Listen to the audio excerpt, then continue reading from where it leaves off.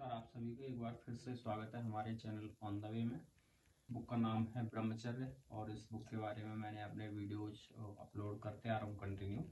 तो हम इस बुक के द्वितीय खंड को हम अभी कंटिन्यू कर रहे हैं, ठीक है। तो जिसका 5वां पॉइंट पढ़ेंगे, ठीक है, जिसमें है सत्संग स्वाध्याय। तो ब्रह्मचर्य में सत्संग का कितना महत्वपूर्ण स्थान है। और मैं आप सबसे प्रार्थना करता हूँ कि प्लीज़ ब्रह्मचर्य का पालन करने वाले या ब्रह्मचर्य का पालन करना जो चाहते हैं वो इस बुक को मंगवा सकते हैं, पढ़ सकते हैं, ठीक है। और मुझे भी सुन सकते हैं क्योंकि मैं जो इसमें लिखा है वो सारी क्लियर वीडियो में अपलोड कर रहा हूँ। कोई मतलब मिलावट वगैरह नहीं है मेरी वीडियो में, ठीक है। तो चलिए आइए हम स्टार्ट करते हैं। नंबर 5, सत्संग और स्वाध्याय। इसमें श्लोक दिया गया है तो हम श्लोक को नहीं पढ़ेंगे, हम श्लोक का अर्थ पढ़ेंगे। सत्संग से व्यक्ति का आसक्त से धीरे धीरे वैराग्य की ओर झुकाव होता है। वैराग्य से मोह नाश होता है और जब मोह समाप्त हो जाता है तब चित्त स्थिर होता है।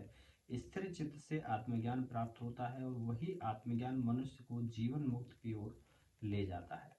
आत्मोन्नति के लिए संसार में अनेक साधन हैं, परंतु उन सभी के सत्संग सर्वोत्तम उपाय माना गया है। सत्संग एक अत्यंत सारगर्भित शब्द है। सत्य का अर्थ है परम सत्य अर्थात ब्रह्म और संग का अर्थ संगति या मेल। एक अर्थ अन्य अर्थ में सत्संग का तात्पर्य है सात पुरुषों की संगति। सत्संग के माध्यम से जीवन में उच्च विचारों का समावेश होता है, उच्च विचारों का समावेश होता है, ठीक है। और इसमें शामिल है पवित्र विचारों का समावेश होता है। इसमें शामिल है पवित्र विचारों का चिंतन, सात्विक भोजन करना, स्वदेशी व शुद्ध वस्त्र पहनना, मधुर व हितकर वाणी बोलना और सद वचन सुनना व उनका अनुसरण करना। इस प्रकार सत्संग मन, वचन और कर्म के को शुद्ध कर आत्मिक विकास का मार्ग प्रशस्त करता है। सत्संग और कुसंग का प्रभाव। सत्संग और कुसंग का प्रभाव। सत्संग से मनुष्य में दिव्यता का विकास होता है, वह देवतुल्य बन जाता है, जबकि कुसंग मनुष्य को अधोगति की ओर ले जाकर राक्षसी स्वभाव वाला बना देता है। गोस्वामी तुलसीदास जी कहते हैं, माफ कीजिए, को न कुसंगति पाए न साई। अर्थात ऐसा कौन है जो कुसंग में पड़कर बर्बाद न हुआ हो। कुसंग का प्रभाव इतना विनाशकारी होता है कि उनसे उनके गुणगान शीलवान प्रतिभाशाली बालक बालिकाओं और स्त्री पुरुषों का जीवन बर्बाद कर दिया है। ऐसे में प्राण त्याग देना भी स्वीकार हो सकता है, लेकिन दुष्ट जनों का संग करना अत्यंत घातक होता है। प्रकृति का नियम है, जैसा संग वैसा रंग। नीच व्यक्ति अपने संपर्क में आने वालों को भी अपनी तरह नीच बना लेते हैं, जबकि सत्पुरुष अपने सानिध्य में आने वालों की भी महान और पुण्य आत्मा बना देते हैं। सत्संग की महिमा अनंत है, किंतु सच्चे संतों का सानिध्य प्राप्त करना अत्यंत दुर्लभ होता है। उससे भी अधिक कठिन है कार्य। उन्हें सही रूप से पहचान पाना। सांसारिक वासनाओं में डूबा हुआ मनुष्य अपनी सीमित बुद्धि के आधार पर संतों का मूल्यांकन करता है और जब वे उनकी संकीर्ण सोच के अनुसार नहीं होते तो वह उन्हें असत्य समझकर अस्वीकार कर देता है। इसलिए सच्चे संतों की पहचान श्रद्धा, विनम्रता और अंतःकरण की शुद्धता से ही संभव है, न कि मात्र बुद्धि से। परिणाम स्वरूप ऐसे लोग संतों के संपर्क से मिलने वाले तत्कालिक लाभ से भी वंचित रह जाते हैं। भक्ति सूत्र में नारद जी कहते हैं कि महापुरुषों का संग अत्यंत दुर्लभ, कठिनता से प्राप्त होने वाला और अचूक फल देने वाला होता है। उन्होंने कहा है, सत्संग ही परम पवित्र तीर्थ है। सत्संग ही जीवन का सर्वोच्च लक्ष्य यानी मोक्ष प्राप्त करने का मार्ग है। इसलिए अन्य सभी चीजों को त्याग कर तन मन वाणी से निरंतर सत्संग का आश्रय लेना चाहिए। इसलिए मनुष्य को चाहिए कि वह जीवन के अन्य मोह माया को त्याग कर सच्चे संतों की संगति को सर्वोपरि माने, क्योंकि वहीं से उसे आत्मिक शांति, ज्ञान और मुक्ति की ओर ले जा की ओर ले जाती है। सत्संग का प्रभाव और कुसंग से सावधानी, मतलब सत्संग का प्रभाव कैसे करें और गलत संगति में जाने से सावधान कैसे रहें। वेद पुराण और शास्त्रों में अनेक ऐसे उदाहरण मिलते हैं जहां सत्संग के प्रभाव से पापी, दुष्ट और कुविचारी व्यक्ति भी संत महात्मा और मुक्त आत्मा बन गए। संत महात्मा और मुक्त आत्मा बन गए। जैसे पारस के स्पर्श से लोहा भी सोना बन जाता है, वैसे ही मनुष्य भी सच्चे संतों की संगति पाकर सज्जन और महान बन जाता है। सत्संग से मन का अज्ञान और अविवेक समाप्त होता है और उनमें विवेक, ज्ञान और समझदारी का उदय होता है। इससे शारीरिक, मानसिक और आध्यात्मिक उन्नति की दिशा मिलती है। व्यक्ति सांसारिक मोह माया से ऊपर उठकर जीवन मुक्तता की ओर अग्रसर होता है। साथ ही उनमें भक्त भगवत भगवती की सेवा, भगवान भावना और कर्तव्य निष्ठता दृढ़ होती है। लोग भोग विलास की क्षण भंगुरता को समझकर उनके भीतर वैराग्य जागृत होता है। इसके विपरीत यदि कोई व्यक्ति कुसंग में पड़ जाता है तो सदाचरण और संयम बनाए रखना लगभग असंभव हो जाता है। चाहे कोई कितना भी दृढ़ चित्त क्यों न हो, उसे यह भ्रम नहीं पालना चाहिए कि वह बुरे संग में रहकर भी अपने धर्म और नैतिकता की रक्षा कर सकेगा। इसलिए जो व्यक्ति ब्रह्मचर्य का पालन करना चाहता है और अपने जीवन में संयम बनाए रखना चाहता है, उसे चाहिए कि वह हर स्थिति में कुसंग से दूर रहे और सत्संग को अपने जीवन का अंग बनाए। अब है स्वाध्याय। इसमें स्वाध्याय दिया गया है, कुछ सत्संग का प्रभाव, कुसंग से सावधानी। लेकिन सत्संग के प्रभाव में स्वाध्याय का एक पॉइंट दिया गया, उसको हम पढ़ते हैं। मन में सात्विक विचार और सत चिंतन के लिए शास्त्रों का एवं सद ग्रंथों का स्वाध्याय अत्यंत आवश्यक है। श्रीमद् भागवत, रामचरितमानस, श्रीमद् भगवत गीता, अन्य पुराण एवं संतों भक्तों की वाणी तथा भक्तों के चरित्र अवश्य पढ़ने चाहिए। जहाँ सन्मित्र मतलब सच्चे मित्र व संत महात्मा की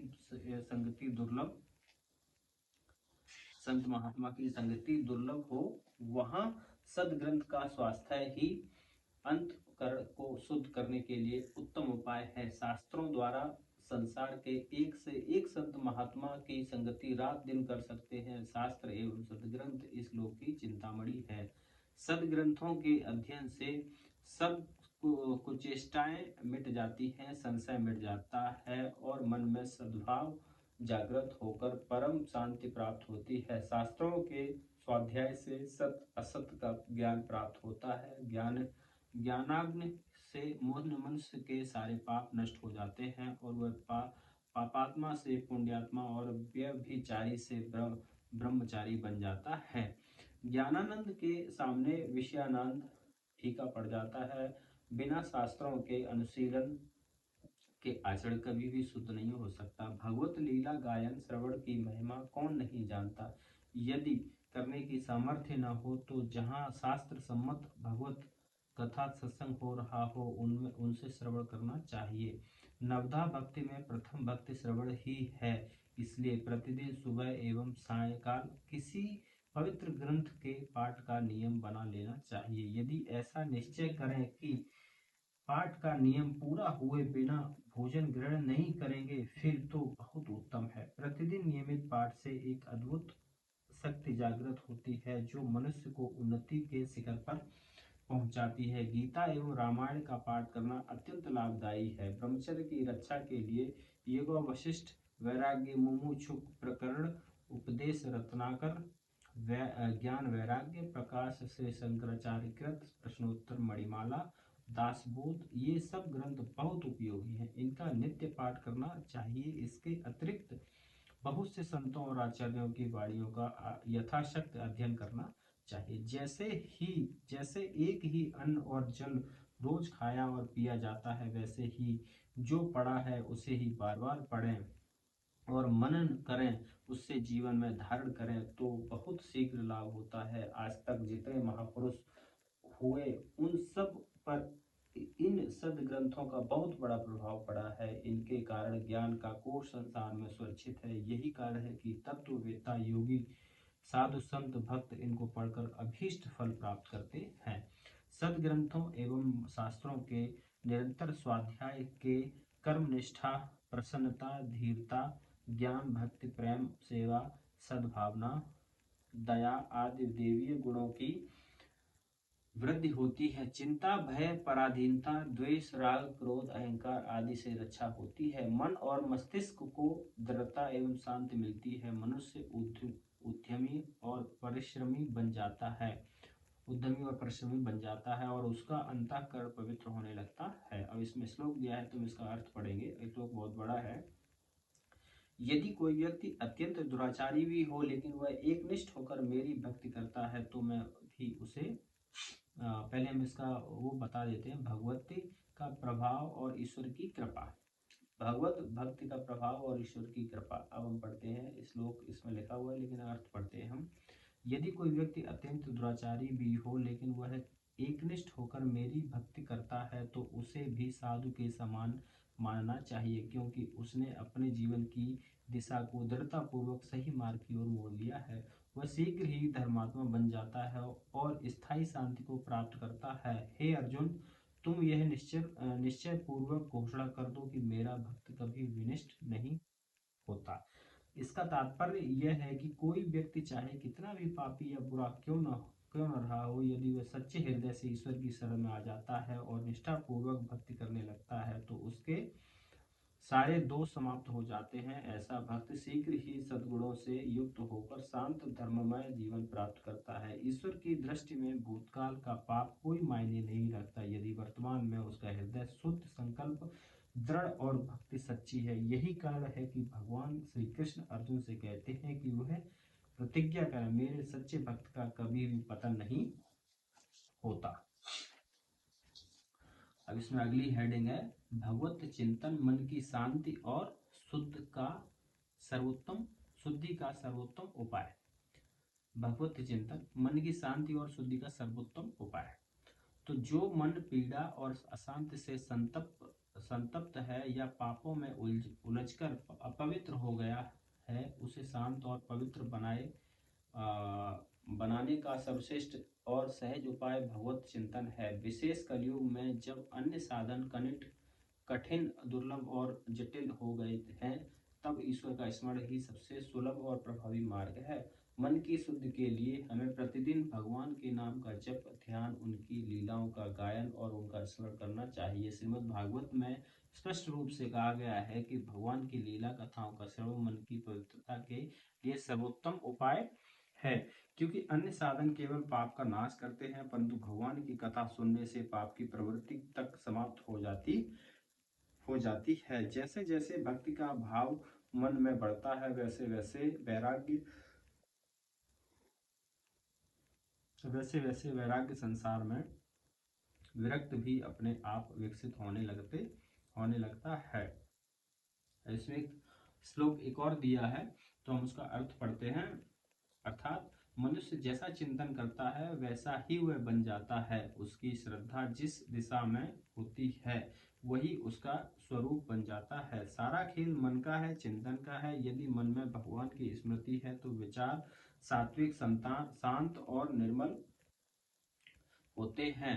परंतु यदि मन आसक्त क्रियाओं, दूषित दृश्यों या गलत विचारों में उलझा रहता है, तो उसमें काम, विकार और अधःपतन की भावना भर जाती है। इसलिए मन को ईश्वरमय बनाना ही सर्वोच्च सच्ची साधना है, जिससे जीवन में शांति, पवित्रता और दिव्यता का संचार होता है।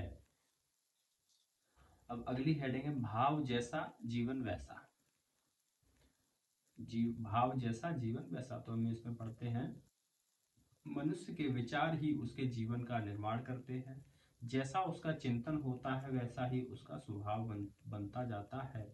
व्यक्ति को संसार भी वैसा ही दिखने लगता है जैसा उसका अंतर्भाव होता है। यदि किसी का मन क्रोध से भरा है, तो वह स्वयं क्रोधी बन जाएगा। जो कामनाओं में डूबा है, वह कामी बन जाता है। अभिमान रखने वाला अभिमानी हो जाता है। व्यभिचारी भाव वाला उसी मार्ग पर चल पड़ता है। इसके विपरीत प्रेमपूर्वक भाव से प्रेमी, ब्रह्मचर्य भाव से ब्रह्मचारी और ईश्वर का चिंतन करने वाला व्यक्ति धीरे धीरे ईश्वरीय स्वरूप को प्राप्त करने लगता है। मनुष्य जैसा ध्यान करता है वैसा ही वह स्वयं बन जाता है। यदि कोई व्यक्ति दूसरों के दोषों का चिंतन करता है या उसका वर्णन करता है तो वह भी उन दोषों से ग्रस्त हो जाता है। वहीं जो दूसरों के सद्गुणों का स्मरण करता है वह स्वयं भी सद्गुणों से युक्त हो जाता है। तो जब यह सत्य है कि जिसका ध्यान किया जाए मनुष्य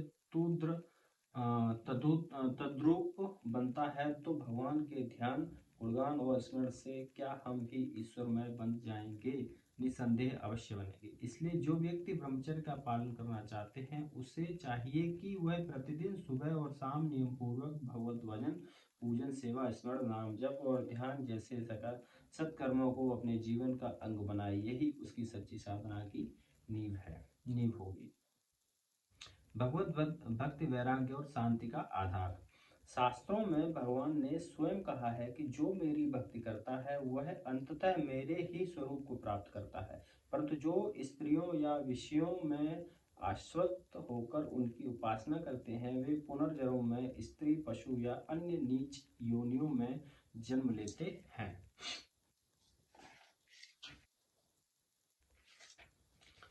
लेते हैं। विषयों से वैराग्य यही ब्रह्मचर्य का सार है और यह विरक्त सहज रूप से उसी व्यक्ति को प्राप्त होता है जो भगवत भक्ति और ईश्वर चिंतन में तल्लीन रहता है। संक्षेप में कहा जाए तो भगवत भजन ही ऐसा सशक्त साधन है जो मनुष्य को विषय वासना से मुक्त कर सच्चे वैराग्य की ओर ले जाता है।